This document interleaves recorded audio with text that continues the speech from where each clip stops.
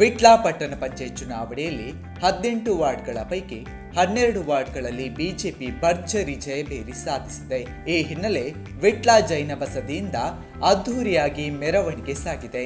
ಮೆರವಣಿಗೆಯಲ್ಲಿ ಬಿಜೆಪಿ ಪ್ರಮುಖರು, ಗೆದ್ದ ಅಭ್ಯರ್ಥಿಗಳು ಸೇರಿದಂತೆ ಮೊದಲಾದವರು ಜೊತೆಗಿದ್ರು. ಆ ಬಳಿಕ ಮತದಾರರಿಗೆ ಹಾಗೂ ಕಾರ್ಯಕರ್ತರಿಗೆ ಅಭಿನಂದನಾ ಕಾರ್ಯಕ್ರಮ ನಡೆಯಿತು. ಈ ಕಾರ್ಯಕ್ರಮದಲ್ಲಿ ಸಚಿವ ಎಸ್ ಅಂಗಾರ, ಶಾಸಕ ಸಂಜೀವ ಮಠಂದೂರು, ಜಗನ್ನಿವಾಸ್ ರಾವ್, ಹರಿಕೃಷ್ಣ ಬಂಟ್ವಾಳ ಸೇರಿದಂತೆ ಬಿಜೆಪಿಯ ಪ್ರಮುಖರು ಭಾಗಿಯಾಗಿ ಕಾರ್ಯಕರ್ತರಿಗೆ ಹಾಗೂ ಮತದಾರರಿಗೆ ಅಭಿನಂದಿಸಿದರು.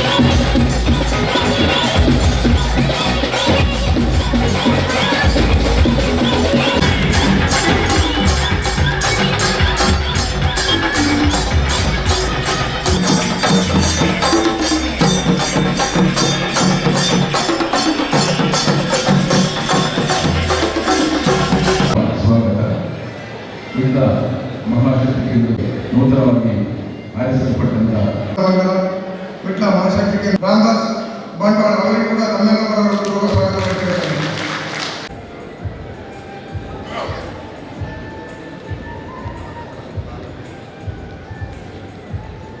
ಒಂದು ಇವತ್ತು ಸಿಕ್ಕಿದೆ, ಕಳ್ಕೊಂಡವರು ಬಂದು ತಗೊಂಡವರು. ಈಗ ನಮ್ಮ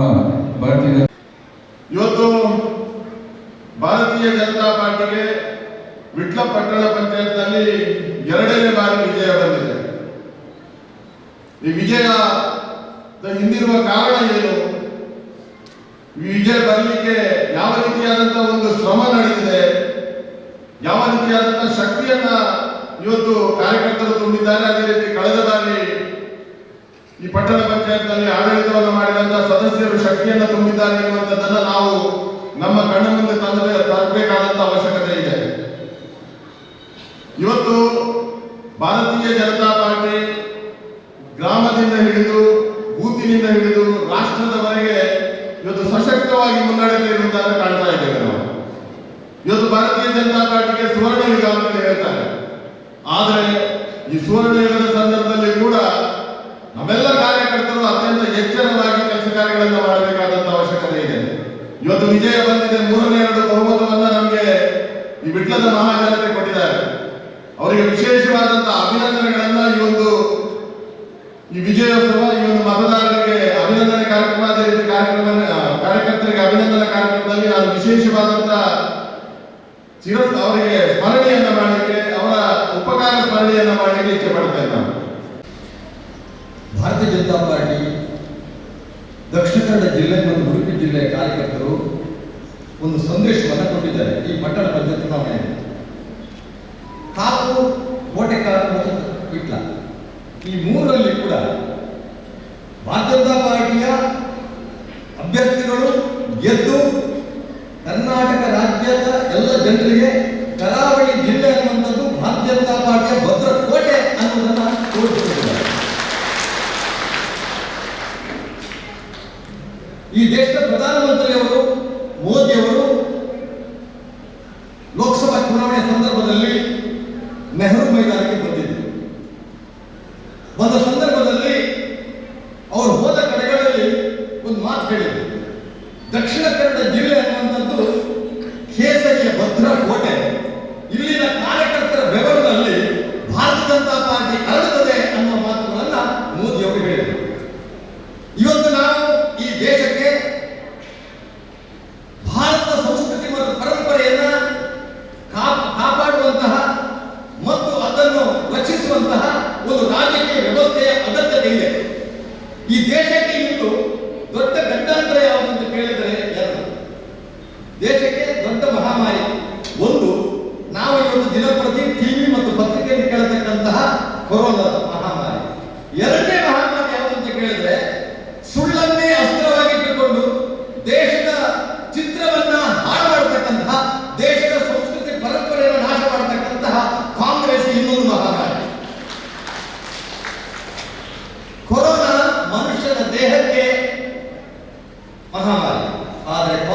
ದೇಶಕ್ಕೆ ಮಹಾಮಾರಿ. ಆದ ಕಾರಣ ನಾವು ಇವತ್ತು ಕಾಂಗ್ರೆಸ್ ಅನ್ನ ಎಲ್ಲಿ ಕಳಿಸಬೇಕು ಅಂತ ಯೋಚನೆ ನಮಗೆ ಬೇಕು. ನೀವು ಸಿದ್ದರಾಮಯ್ಯ, ರಾಹುಲ್ ಗಾಂಧಿಯಿಂದ ಹಿಡಿದು ಸೋನಿಯಾ ಗಾಂಧಿಯಿಂದ ಹಿಡಿದು ಇಲ್ಲಿ ಸಿದ್ದರಾಮಯ್ಯ ಹಿಡಿದು DK ಶಿವಕುಮಾರ್ ಹಿಡಿದು ಅವರು ಹೇಳುವಂತಹ ಸಂಭಾಷಣೆ, ಅವರು ಹೇಳುವಂತಹ ರಾಜಕೀಯ ಸಂದೇಶಗಳನ್ನು ನಾವು ಇಲ್ಲಿ ಕಾರ್ಯಕರ್ತರು ಕಲಿಯಬೇಕು. ನಾವು ಅಧಿಕಾರಕ್ಕೆ ಬಂದರೆ ಕಾಶ್ಮೀರದ 370ನೇ ವಿಧಿಯನ್ನು ನಿಲ್ಲಿಸ್ತೀವಿ, ಭಯೋತ್ಪಾದಕರನ್ನ ಜೈಲಿಂದ ಬಿಡಿಸ್ತೀವಿ. ಯೋಚನೆ ಮಾಡಿ, ಕಳೆದ 70 ವರ್ಷಗಳ ಕಾಲ ಇಸ್ಲಾಂ ರೂಲ್ ಮಾಡಿದಂತಹ ಕಾಶ್ಮೀರವನ್ನ ಭಾರತೀಯರ ಕೈಗೆ ತಂದು ಕೊಟ್ಟಂತಹ ಒಂದು ಪಕ್ಷ ಇದ್ದರೆ ಅದು ಭಾರತೀಯ ಜನತಾ ಪಾರ್ಟಿ, ಅದು ಮೋದಿ ಸರ್ಕಾರ. ಅದನ್ನು ರದ್ದು ಮಾಡ್ತೀವಿ, ತ್ರಿವಳಿ ತಲಾಖ್ ರದ್ದು ಮಾಡ್ತೀವಿ, ರಾಮ ಮಂದಿರ 7 ವರ್ಷಗಳ ಕನಸಿನ ರಾಮ ಮಂದಿರವನ್ನ ದಿವ್ಯ ಶಕ್ತಿಯಾಗಿ ಭವ್ಯ ಶಕ್ತಿಯಾಗಿ ಇವತ್ತು ಕಾಶಿ ಕಟ್ಟಿದ್ದಾರೆ. ಬಹುಶಃ ವಿಟ್ಲದಲ್ಲಿ ಇವತ್ತು ಪುತ್ತೂರಿನ ಕಾಂಗ್ರೆಸ್ನ ಪ್ರಮುಖರಿಗೆ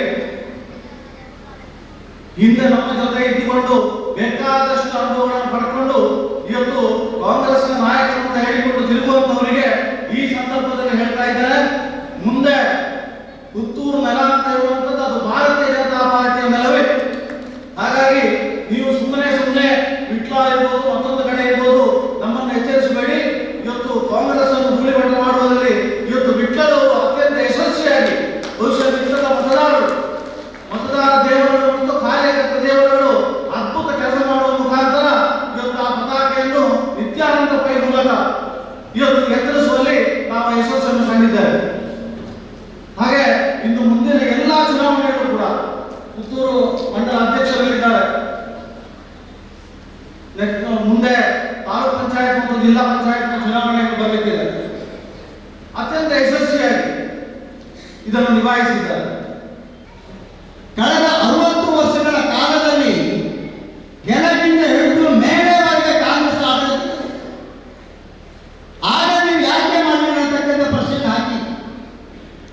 ಎರಡನೇದಾಗಿ ಇವತ್ತು ಕೇಂದ್ರದಲ್ಲಿ ಸನ್ಮಾನ್ಯ ಅಟಲ್ ಬಿಹಾರಿ ವಾಜಪೇಯಿ ಅವರು NDA ಸರ್ಕಾರ ಇರುವಾಗ 5 ವರ್ಷ,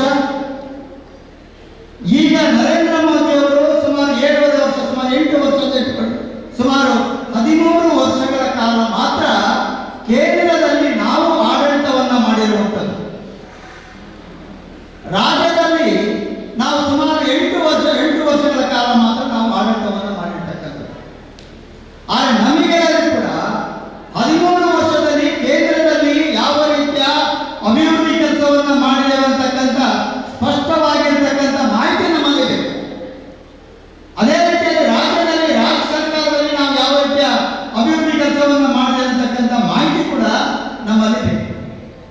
ಆ ರೀತಿಯ ಮಾಹಿತಿ ಇದ್ದು ಪ್ರಶ್ನೆಯನ್ನ ಕೇಳಿದರೆ ಭಾರತೀಯ ಜನತಾ ಪಾರ್ಟಿಯನ್ನ ಯಾವ ವ್ಯಕ್ತಿ ಕೂಡ ಪ್ರಶ್ನೆ ಮಾಡುವಂತ ಒಂದು ಕೆಲಸಕ್ಕೆ ಹೋಗುತ್ತಿಲ್ಲ. ಅಂದ್ರೆ ಆ ರೀತಿಯ ಒಂದು ನೈತಿಕತೆಯನ್ನು ಇಟ್ಟು ಜನ ನಮಗೆ ಅಧಿಕಾರ ಕೊಟ್ಟಾಗ ಆ ಅಧಿಕಾರದ ಅವಧಿಯಲ್ಲಿ ಯಾವ ರೀತಿಯ ಅಭಿವೃದ್ಧಿ ಕೆಲಸವನ್ನ ಮಾಡಬಹುದಾ ಆ ಎಲ್ಲ ರೀತಿಯ ಅಭಿವೃದ್ಧಿ ಕೆಲಸವನ್ನ ಭಾರತೀಯ ಜನತಾ ಪಾರ್ಟಿ ಮಾಡಿರ್ತಕ್ಕಂಥ ಆತ್ಮವಿಶ್ವಾಸ ನಮಗೆಲ್ಲರಿಗೂ ಇದೆ. ಅದಕ್ಕಾಗಿ ನಾನು ಇಷ್ಟ ಹೇಳುವಂಥದ್ದು, ನಾವು ಮುಂದಿನ ದಿನದಲ್ಲಿ ನಮ್ಮ ಯಾವುದೇ ಕಾರ್ಯಕರ್ತರು ಗೊಂದಲವನ್ನು ಮಾಡಿಕೊಳ್ಳುವಂಥ ಅವಶ್ಯಕತೆ ಇಲ್ಲ. ನನಗೆ ವಿಶ್ವಾಸ ಇದೆ. ನಾನೊಬ್ಬ ಚುನಾಯಿತ ಪ್ರತಿನಿಧಿಯಾಗಿ, ನಾನೊಬ್ಬ ಶಾಸಕನಾಗಿ, ನಾನೊಬ್ಬ ಸಚಿವನಾಗಿ ಇಡೀ ರಾಜ್ಯ ಇರಬಹುದು, ದೇಶ ಇರಬಹುದು, ಎಲ್ಲ ಅಭಿವೃದ್ಧಿಯನ್ನ ಮಾಡುವಂತಹ ಒಂದು ಹೊಣೆಗಾರಿಕೆ ಮತ್ತೆ ಆ ರೀತಿಯ ಅಭಿವೃದ್ಧಿಯನ್ನ ಭಾರತೀಯ ಜನತಾ ಪಾರ್ಟಿ ಮಾಡೇ ಮಾಡ್ತದೆ ಅನ್ನುವಂಥ ಒಂದು ಆತ್ಮವಿಶ್ವಾಸ ಇದೆ. ಯಾವಾಗ ನರೇಂದ್ರ ಮೋದಿ ಈ ದೇಶದ ಪ್ರಧಾನಿ ಆಗ್ತಾರೋ, ಪ್ರಧಾನಿ ಆದ ತಕ್ಷಣ ಈ ದೇಶದ ದೇಗುಲ ಎನ್ನುವಂತ ಪಾರ್ಲಿಮೆಂಟ್ಗೆ ಹೋಗಿ ಸಾಷ್ಟಾಂಗ ನಮಸ್ಕಾರವನ್ನು ಮಾಡ್ತಾರೆ. ಗೆದ್ದಂತ 300ಕ್ಕೂ ಹೆಚ್ಚು ಸಂಸದರನ್ನು ಉದ್ದೇಶಿಸಿ ಮಾತಾಡ್ತಾರೆ, ನಾನು ಈ ದೇಶದ ಪ್ರಧಾನ ಸೇವಕ ಅಂತೇಳಿ, ಈ ದೇಶದ ಪ್ರಧಾನ ಸೇವಕ ಅಂತೇಳಿ ಅಲ್ಲಿಂದ ಒಂದು ಘೋಷಣೆ ಹಾಕ್ತಾರೆ. ಉಲ್ಲೇಖ ಮಾಡಿಕೊಂಡು ಸಬ್ಕಾ ಸಾಥ್ सबका विश्वास सबका विकास सबका ವಿಶ್ವಾಸ ಅಂತ ಹೇಳ್ತಾರೆ. ಇಡೀ ದೇಶದ ಎಲ್ಲರನ್ನು ಒಟ್ಟಿಗೆ ಕೊಂಡೋಗುವಂತ ಕೆಲಸ ಮಾಡ್ತೇನೆ, ಎಲ್ಲರ ಹಿತವನ್ನು ಬಯಸುವಂತ ಕೆಲಸವನ್ನು ಮಾಡ್ತೇನೆ. ಈ ದೇಶದಲ್ಲಿ 60 ವರ್ಷ ಆಡಳಿತ ಮಾಡಿದಂತ ಕಾಂಗ್ರೆಸ್ ಇವತ್ತು ಎಲ್ಲಿದೆ ಅಂತೇಳಿ, ಯಾಕೆ ಕಾಂಗ್ರೆಸ್ ಇವತ್ತು ಎಲ್ಲಿದೆ ಅಂತೇಳಿ ಪ್ರಶ್ನೆ ಮಾಡುವಂತ ಸಂಗತಿ ಆಗಿದೆ. ಸ್ವಾತಂತ್ರ್ಯಕ್ಕೆ ಹೋರಾಟ ಮಾಡಿದಂತ ಆ ಕಾಂಗ್ರೆಸ್ ಪಾರ್ಟಿ ಸ್ವಾತಂತ್ರ್ಯ ನಂತರ ಸ್ವಜನ ಪಕ್ಷಪಾತ, ಭ್ರಷ್ಟಾಚಾರ, ರಾಷ್ಟ್ರದ ವಿಚಾರದಿಂದ ದೂರ ನಿಂತು ಅಲ್ಪಸಂಖ್ಯಾತರು ಓಲೈಕೆ ಮಾಡುವ ಮುಖಾಂತರ ಇವತ್ತು ಜನರಿಂದ ದೂರ ಆಗಿದೆ. ಅದೇ ಪರಿಸ್ಥಿತಿ ದಕ್ಷಿಣ ಕನ್ನಡ ಜಿಲ್ಲೆಯಲ್ಲಿ ಆಗಿದೆ. ಇವತ್ತು ದಕ್ಷಿಣ ಕನ್ನಡ ಜಿಲ್ಲೆಯಲ್ಲಿ ಮೊನ್ನೆ ನಡೆದಂತಹ ಕಾಪು, ಕೋಟೆಕಾರ್, ವಿಟ್ಲ ಪಟ್ಟಣ ಪಂಚಾಯತ್ ಚುನಾವಣೆಯಲ್ಲಿ ಇವತ್ತು ಬಿಜೆಪಿಯ ಅಲೆ ಕಾಂಗ್ರೆಸ್ ಅನ್ನು ಇವತ್ತು ಆ ಅರಬ್ಬಿ ಸಮುದ್ರಕ್ಕೆ ಕೊಂಡೋಗಿ ಶಾಸಕವಾಗಿ